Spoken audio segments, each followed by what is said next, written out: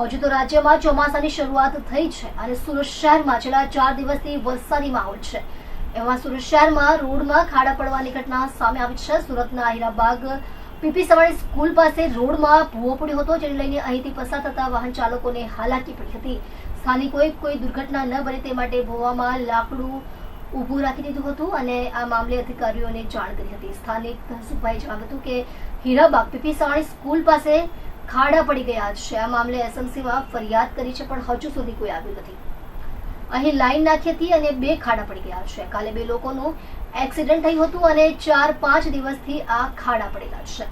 Hirabag PP Savani સ્કૂલની પાસે અને ખાડા પડી ગયા છે. વારંવાર કમ્પ્લેન કરીએ છીએ એસએમસીમાં, પણ હજી કોઈ આવ્યું નથી. 2-3 ખાડા પડી ગયા છે અને લાંબા ખાડા છે. લાઈન નાખી એના પડી ગયા છે 2 ખાડા છે. તો આની જવાબદારી કોણ લેશે? કાલ 2 જણાનું એક્સિડન્ટ થયું હતું, પછી એમનામ છે. કેટલા દિવસથી આ ખાડા 4-5 દિવસ થશે. રજૂઆત કરી છે તમે કોઈને? રજૂઆત કરેલી છે, પણ હજી કોઈ આવ્યું નથી.